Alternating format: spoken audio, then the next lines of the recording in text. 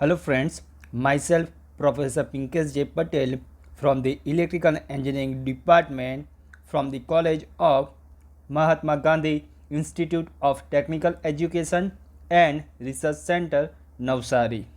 Today I am going through a subject of Power System 1 having a subject code of 3140914 BE 3rd year 5th sem. So today I am going through chapter number 1, that is the conventional generation, load curves and tariffs. The chapter consists of different kind of power plant, and with the help of that power plant we can generate the electricity. So this is the flow of the contents. Generation scenario in India and Gujarat, steam power station, schematic arrangement of steam power station, equipment of steam power station, hydroelectric power station, schematic arrangement of hydroelectric power station, constitutes of hydroelectric plants. So today I am start with the chapter with the generation scenario in India and Gujarat. So the power sector in India had an installed capacity of 303 gigawatt as on date of 30 June 2016, but as on date of 31st March 2020 having installed capacity of 370 gigawatt, and out of 100 percentage 72 percentage of electrical energy which is installed by non-renewable energy sources, whereas 28 percentage of energy which is installed by renewable energy sources. Now we are going for the power sector in India. So in the year 1999 the state of Gujarat established the Gujarat Urja Vikas Nigam Limited, that is considered as a GUVNL under the Companies Act 1956, which is established as an act of 1956. The GUVNL was created by the Gujarat Electricity Board, that is the GEB, as its wholly owned subsidiary towards restructuring of the power sector for better management. And GUVNL has an six they can share their shares with the 6 companies which is considered as Gujarat State Electricity Corporation Limited, which is considered as GSECL. Then second one, that is the Gujarat Energy Transmission Corporation Limited, that is the JETCO. Then third one, that is the Uttar Gujarat વીજ Company Limited, UGVCL. Then Dakshin Gujarat વીજ Company Limited. Then Madhya Gujarat વીજ Company Limited. And last one, that is the Paschim Gujarat વીજ Company Limited. So now there are the different kind of power plant which is available in the India. We can say that is the thermal power plant, second one that is the hydro power plant, then third one that is the nuclear power plant, and with the help of that we can generate the electricity. So if we can go through a thermal power plant in which we can use coal or natural gas which convert the energy, which convert the steam into electricity, and with the help of that fuel we can generate the electricity. So in the India, electricity which is generated up to 72 percentage by a coal. Second power plant, that is the hydro power plant. So if we can go through a hydro power plant, so for that we can use as a fuel, that is the water. And third one, that is the nuclear power plant, and if we can go through a nuclear power plant, so for that we can use as a fuel, that is the natural uranium. So these all are the different kind of power plant. Same way there are the different kind of renewable sources which can be used for the power generation.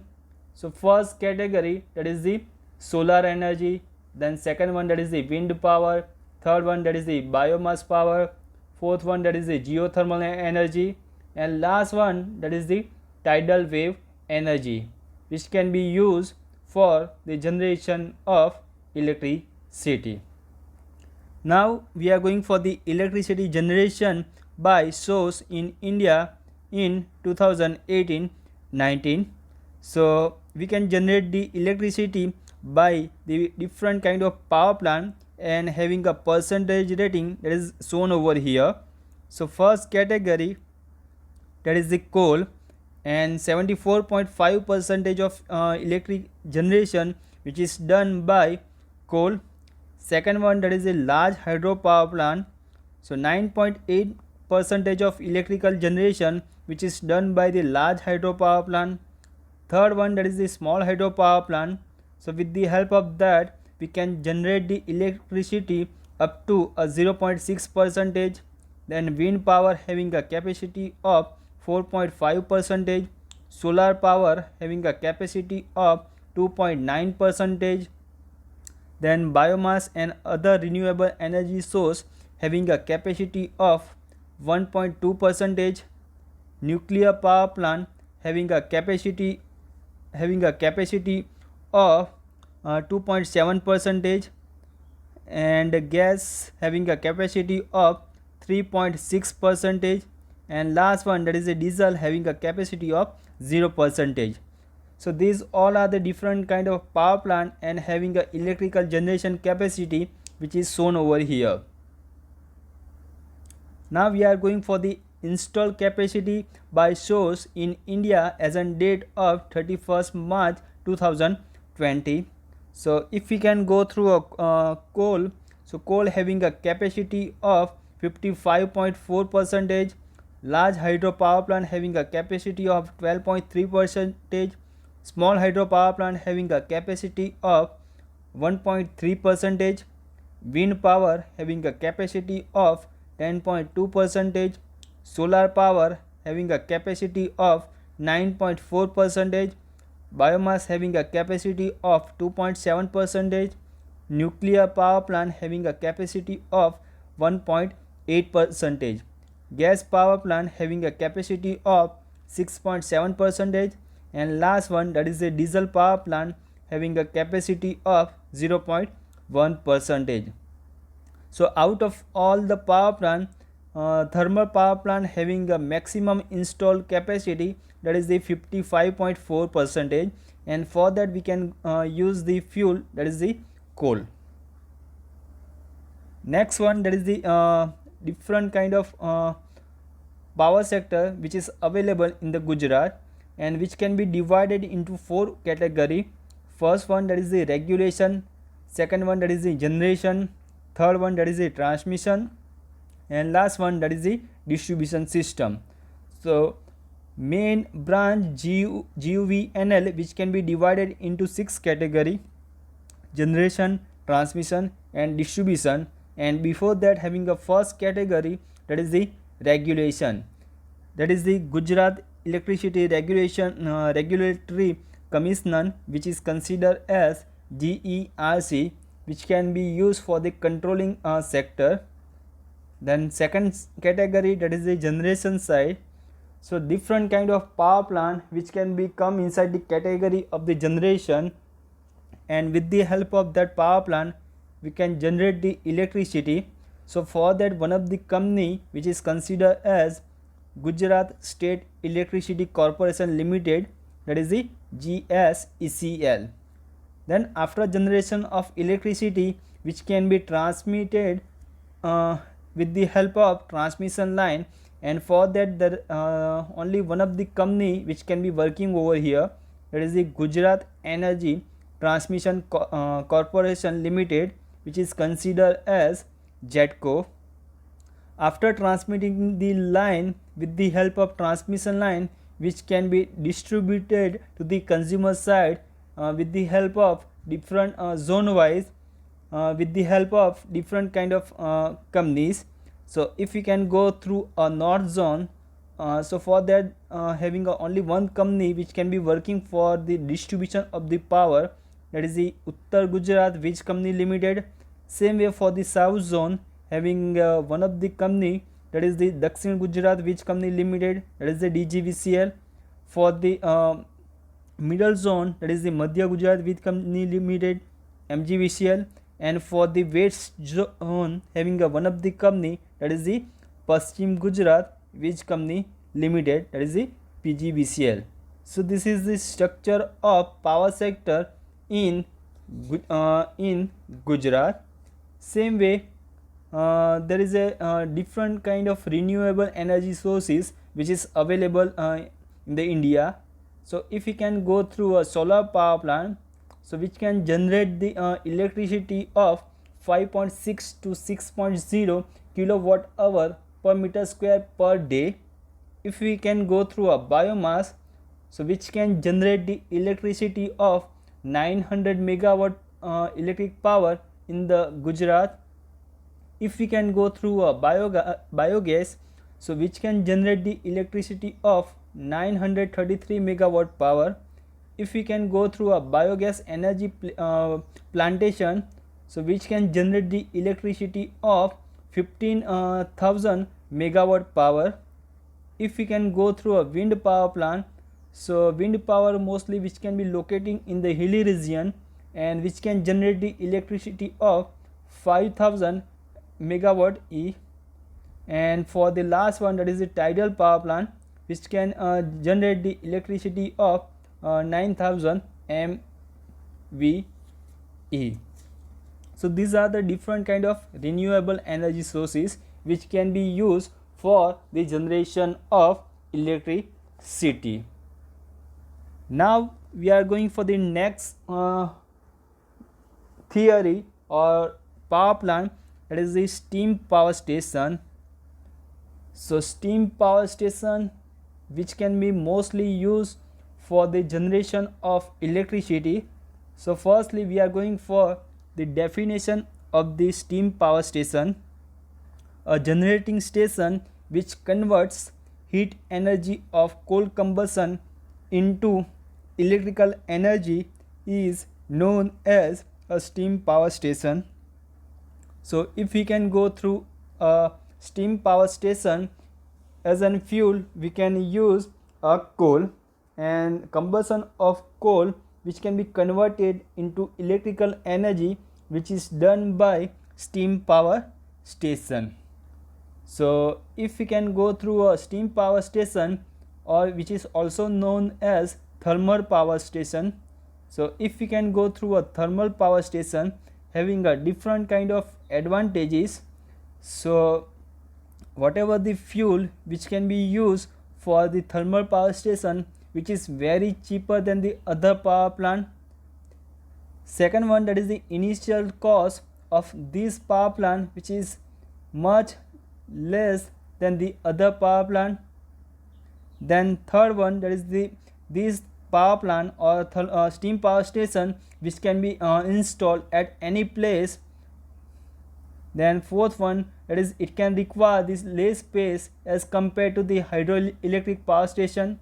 And last one, that is the cost of generation is less than that of the diesel power station. So if we can compare the cost of that generation, this power plant with the diesel power plant, so having a cost which can be lesser than the diesel power station.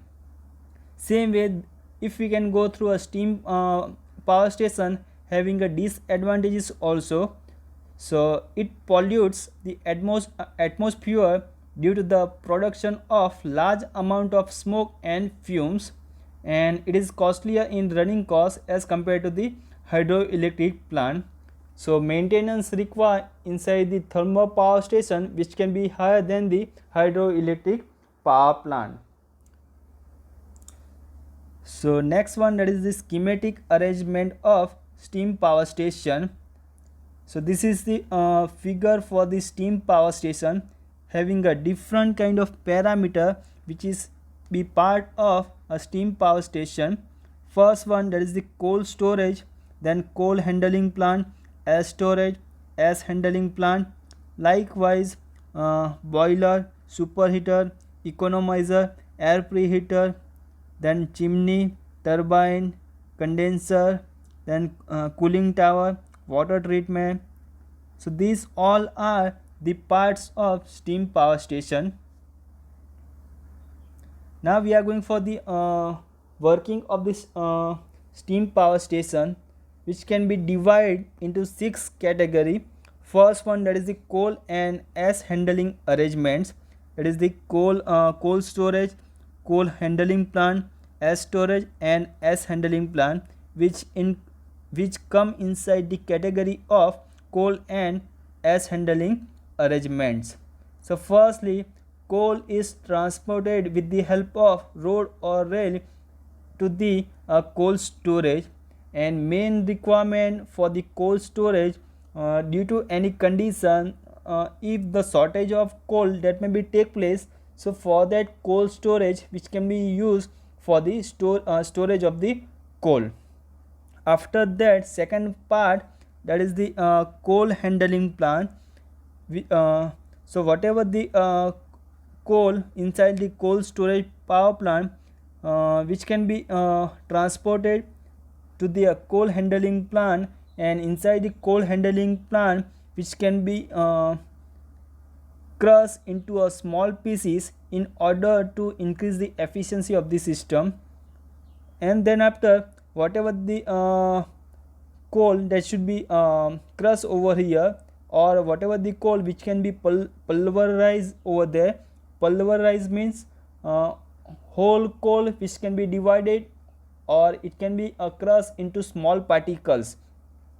The whole small particles of coal is fed to the boiler by built conveyors.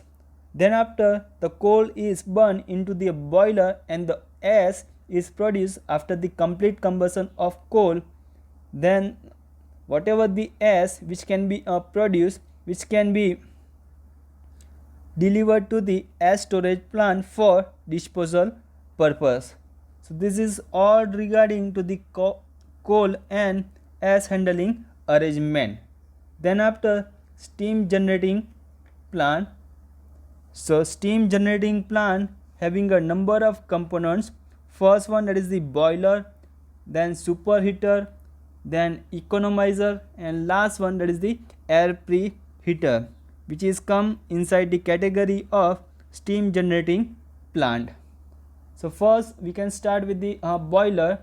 The heat of combustion of coal in the boiler is utilized to convert water into steam at high temperature and pressure.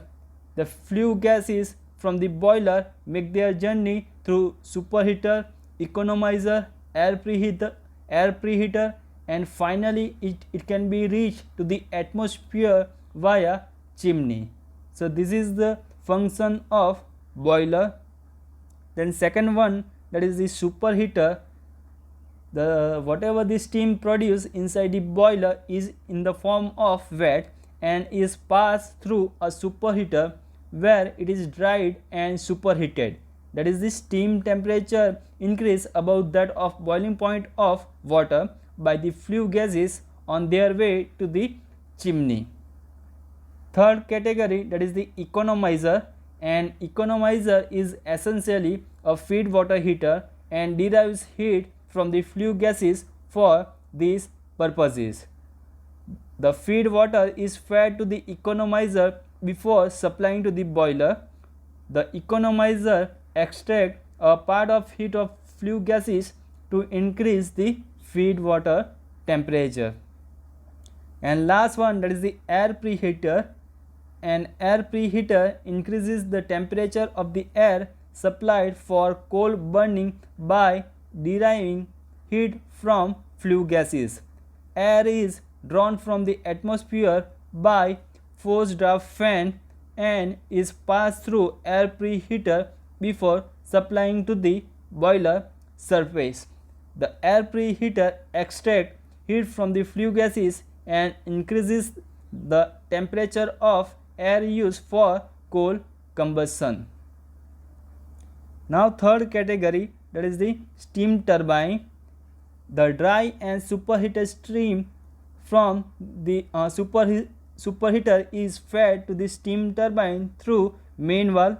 Then after, the heat energy of steam when passing over the blades of turbine is converted into mechanical energy. After giving heat energy to the turbine, the steam is exhausted to the condenser, which condenses the exhausted steam by means of cold water circulation. Fourth category, that is the alternator. The steam turbine is coupled to an alternator. The alternator converts mechanical energy of turbine into electrical energy. Whatever the electrical output from the alternator is delivered to the bus bar through transformer, circuit breaker and isolator, which is shown inside the figure. Fifth category, that is the feed water. The condensate from the condenser is used as feed water to the boiler. Some water may be lost in the cycle, which is suitably made of from external source. The feed water on its way to the boiler is heated by water heater and economizer. And last category, that is the cooling arrangement. In order to improve the efficiency of the plant, the steam is exhausted from the turbine is condensed by means of condenser. Water is drawn from a natural source of supply such as river, then pond, then sea, circulated through the condenser. The circulating water takes up the heat of the exhausted steam and itself become hot. This hot water coming out from the condenser is discharged at a suitable location down the river. In case the availability of water from the source of supply is not assured throughout the year. So these all are the different kind of equipment which is be a part of steam power station. Next one, that is the choice of site for steam power station, which can be divided into 6 category. First one, that is the supply of fuel. Second one, that is the availability of water. Third one, that is the transportation facility. Fourth one, that is the cost and type of land. Fourth one, that is the nearness to the load center. And last one, that is the distance from populated area. So we can start with the first one, that is the supply of fuel. The steam power station should be locating very nearer to the coal mines, so we can reduce the transportation cost. If we can install the steam power station very far away from the coal mine, so at that time the transportation cost of the fuel that may be increases. Second one, that is the available of water. So as a huge amount of water which can be required for the condensing purposes, therefore such a plant should be locating at the bank of a river or nearer to the canal for the continuous supply of water. Third one, that is the transportation facility. Steam power station which can require a transportation of material and very high machinery. For that, transportation facility which can must require for steam power station. Also, the plant should be well connected to the other parts of the country by rail and road. Fourth one, that is the cost and type of the land. The steam power station should be located at a place where the land is cheap and further extension if necessary is possible. Moreover, the bearing capacity of the ground should be possible so that heavy equipment should be installed. So overall capacity of the land that should be good enough for the which can bear the very heavy equipment which can be installed over there. Fifth one, nearness to the load center. So in order to reduce the transmission cost, the plant should be locating very nearer to the center of the load. That is particularly important if DC supply system is we can select it. However, if AC supply system is selected, this factor becomes relatively less importance. Last one, that is the distance from populated area. So as a huge amount of coal is burned in a steam power station, therefore smoke and fume that can be generated around the area. So for that it is necessary which can steam power station which can be locating from the populated area. So it is clear that all the above factor cannot be favorable at one place. However, keeping in view of fact that nowadays steam power station is